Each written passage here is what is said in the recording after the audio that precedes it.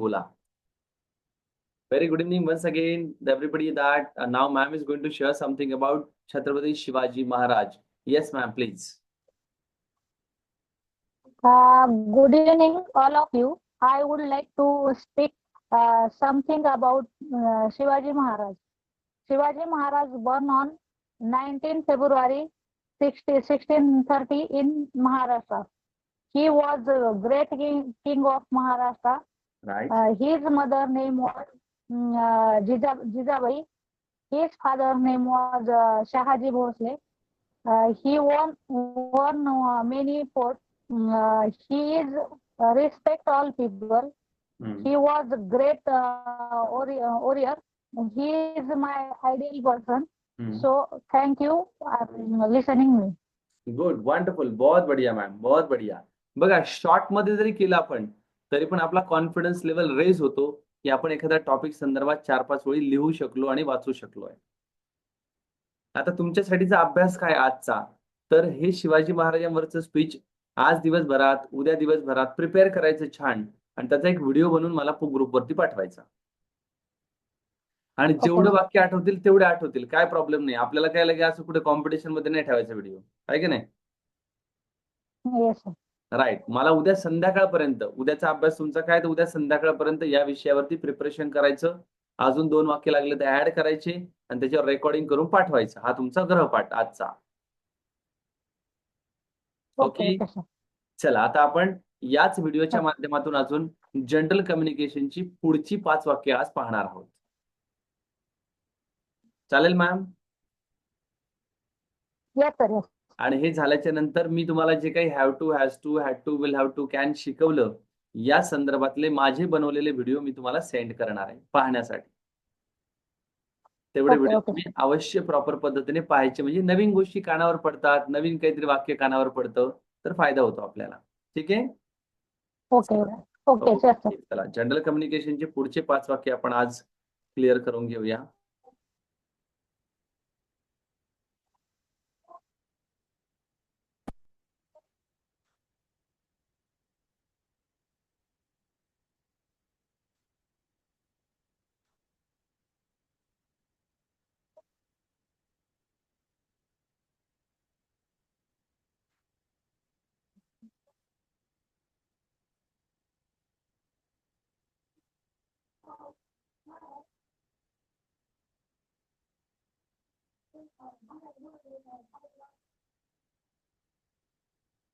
काल आपले 35 पर्यंत वाक्य झाले होते मॅडम?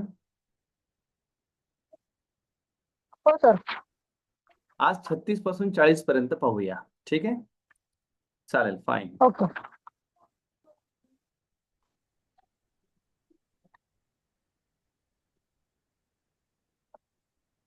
थोडी साईज मी मोठी करून घेतो 36 ते 40 पर्यंत.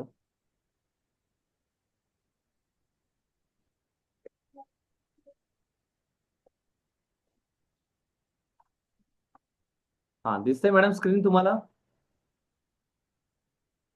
हो, येस सर.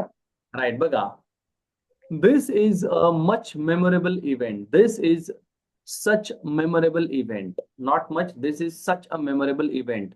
हा खूपच अविस्मरणीय कार्यक्रम आहे असं लिहा. मेमोरेबल म्हणजे काय? संस्मरणीय किंवा अविस्मरणीय कार्यक्रम. हा, कधीही न विसरेल असा कार्यक्रम आहे. This is such a memorable event. लिहून घ्या. This is such a memorable event.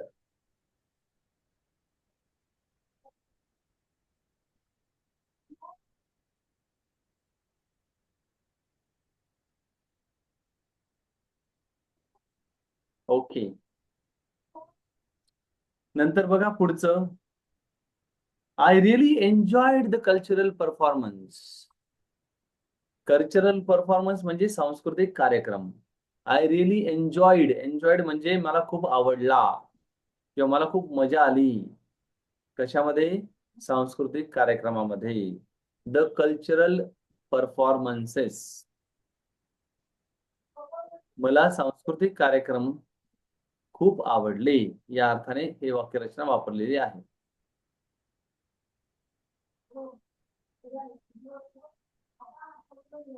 Next बघा, the flowers are so fresh and beautiful. अगं फुलं किती ताजी आणि सुंदर आहेत ग. कार्यक्रमात कुठेतरी फुलं लावलेली असतील त्या ठिकाणी आपण पाहून हे म्हणू शकतो. किंवा एखाद्याच्या घरी गेल्याच्या नंतर आपल्याला तिथं कुंडी दिसली तर आपण हे वाक्य वापरू शकतो. The flowers are so fresh and beautiful.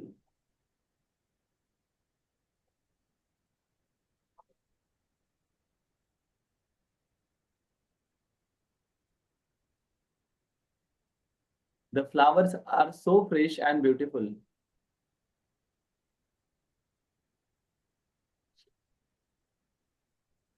Next बघा, you have a lovely home. तुमचं घर फारच सुंदर आहे ग. असं आपण आपल्या मैत्रिणीला कोणाला तरी गेल्यावर घरी म्हणू शकतो. You have a lovely home. तुमचं घर फारच सुंदर आहे.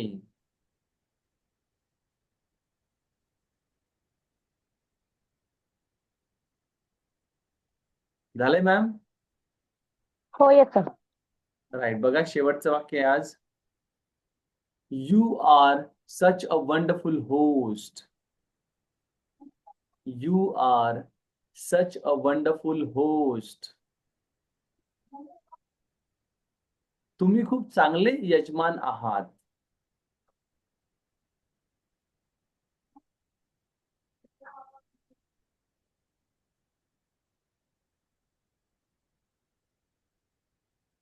Okay ma'am? Yes sir. Right. झालं इथपर्यंत मग?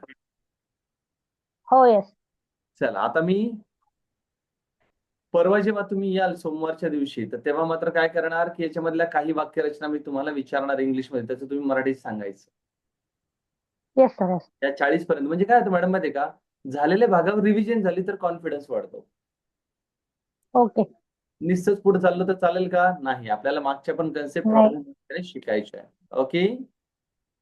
Yes sir. येस. चला थोड्या वेळाने मॅडम आता पोहोचल्यानंतर तुम्हाला फोन करतील आणि तुमचे ते एक वाक्यरचना क्रॉस चेक करून घेतील.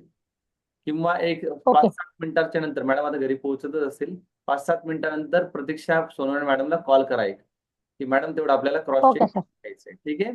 आणि तेवढं क्रॉस चेक हो करून येस. उद्यासाठीचं होमवर्क आहे छत्रपती शिवाजी महाराजांवरचं एक रेकॉर्डिंग तयार करणे आणि पाठवणे. दुसरा होमवर्क आहे ओके सर. 40 वाक्यांपैकी काही वाक्यांचा प्रॉपर सराव करणे. आणि येस तिसरी सर. महत्वाचं, ऑफिसला गेल्याच्या नंतर कॅन बद्दल 2-4-5 वाक्य वापरून पाहणे. कोणी काही म्हटलं तरी चालेल. येस. ओके. ओके. चलो ओके. मैम, चलो thank you very much. Bye bye, have a nice time. Bye. Okay. हाँ गुड नाइट सर.